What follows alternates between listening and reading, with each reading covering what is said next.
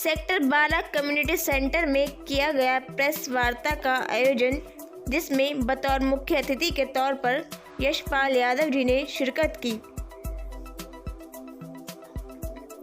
Press वार्ता का मुख्य उद्देश्य फरीदाबाद में फैली गंदगी को लेकर था, जिसमें फरीदाबाद वासियों ने यशपाल यादव जी के सामने अपनी समस्याओं को रखा। वह यशपाल यादव जी ने फरीदाबाद वासियों को आश्वासन देते हुए कहा कि वह जल्द ही उनकी समस्याओं का समाधान करेंगे।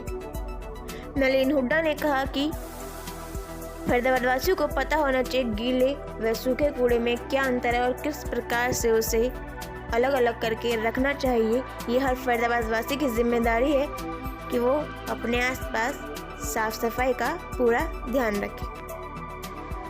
श्री नलिन हुड्डा द्वारा एक प्रपोजल आया था, जिसमें उन्होंने वेस्ट मैनेजमेंट के ऊपर एक सेमिनार करने की बात कही थी, और इस सेमिनार के लिए हम सब लोग यहाँ पर इकट्ठे हुए, जिसमें यहाँ पर लोकल लेवल पर जो रेजिडेंट वेलफेयर एसोसिएशंस हैं और बाकी स्टेक होल्डर्स हैं वो सब आए।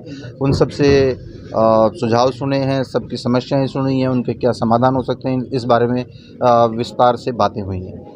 सर, आपने अंदर बहुत सारी चीज़ें बातें बताई, अतिक्रमण को लेकर बताई है, कार वॉशिंग को लेकर, पानी को लेकर बताइए सर, लेकिन सबसे बड़ा अपना जो आपका सपना है वो 31 मार्च 2022 का, पहले उसके बारे में बताइए। शहर को क्या लाभ मिलने वाला है उससे? 31 मार्च 2022 तक इस शहर को हम कचरा मुक्त करने जा रहे हैं। यहाँ पर आपको खत्ते नहीं मिलेंगे, यहाँ पर आपको बाहर रोड्स के ऊपर पड़ा हुआ वेस्ट नहीं मिलेगा, और ठीक प्रॉपर ढंग से हम हर घर तक पहुँचेंगे और सेग्रीगेटेड वेस्ट कलेक्ट करेंगे, उसको प्रोसेस करके ख़त्म करेंगे। सर, जैसा कि आपने इंदौर की बात कही, तो क्या 31 मार्च के बाद हम कह सकते हैं नमस्कार आप मौजूद हैं यहाँ इंदौर में, नहीं फरीदाबाद में? क्या ऐसा हो सकता है? देखिए, इस काम के लिए 2 अक्टूबर 2022 की तारीख है, जिस दिन आपको यहाँ का सॉलिड लिक्विड वेस्ट मैनेजमेंट कहीं उसी लेवल का मिलेगा, और उस दिन निश्चित तौर पर आपको इंदौर का नाम शायद लेने की जरूरत नहीं पड़े, फरीदाबाद कहना काफ़ी होगा। प्रदूषण का स्तर बढ़ता जा रहा है, और आपने 5 तारीख से यानी 5 दिसंबर से खास घोषणा की है अभिमत से। देखिए, प्रदूषण के लॉन्ग टर्म सॉल्यूशन यही हैं जो आज के दिन हम कर रहे हैं। अगर वेस्ट को हम ठीक से कलेक्ट करते हैं, जलाने ना दें, फैलने ना दें, तो उससे काफ़ी पोल्यूशन लेवल कम होगा। इसी तरह से अगर स्टॉर्म वाटर ड्रेन्स प्रॉपर चलें, पानी ना भरे, रोड नहीं टूटेंगे तो धूल नहीं उड़ेगी, और बहुत सारे इसके आयाम हैं। लेकिन 5 दिसंबर वो तारीख है जिस दिन हम शहर के अंदर इन सब चीज़ों के ऊपर जीरो टॉलरेंस से चलना चाहेंगे। लगभग 3.5 महीने का वक्त हमने लगाया है हर व्यक्ति तक पहुंचने के लिए।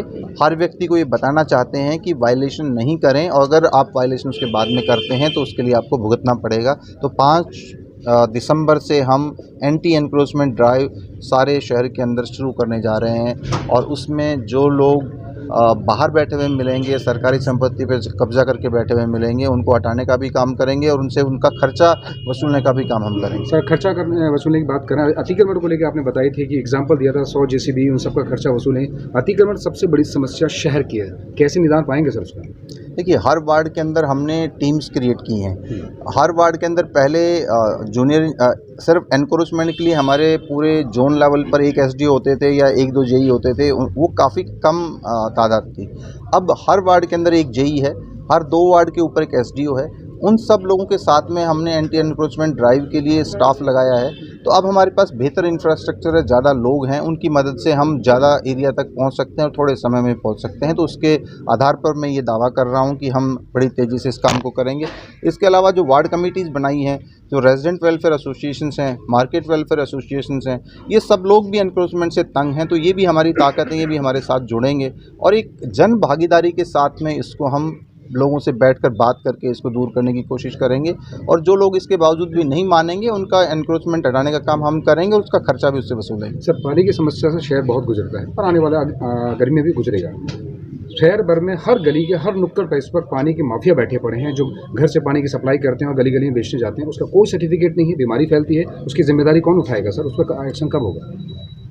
हमारे प्रत्येक वार्ड के अंदर जो हमारे ऑथोराइज वेंडर्स थे, प्लम्बर्स रादर मैं कहूँगा, उन लोगों को और जूनियर इंजीनियर्स को ये टारगेट दिया गया है कि जितने भी कनेक्शंस हैं उनको रेगुलाइज करें, और एक टाइम के बाद में जो कनेक्शंस रेगुलाइज नहीं होंगे उनको हम कनेक्शन को डिस्कनेक्ट करने का काम करेंगे। और प्रत्येक घर जितनी हमारे पास में ज़रूरत होगी उतना पानी हम हर घर तक पहुंचाएंगे और उस दिन के बाद में हम किसी भी तरह के जो टैंकर माफिया है उसके खिलाफ कार्रवाई शुरू करेंगे।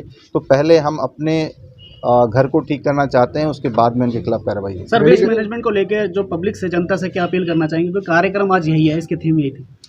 दो ही बातें हैं सिर्फ। एक, क्योंकि आप सब लोग इससे तंग हैं तो इसको सब लोगों को मिलकर इससे लड़ना है और जो काम आप कॉरपोरेशन से उम्मीद करते हैं, बाकी लोगों से उम्मीद करते हैं, वो काम खुद भी करना शुरू कर दें, बाहर नहीं फैलाएं, साफ रखें।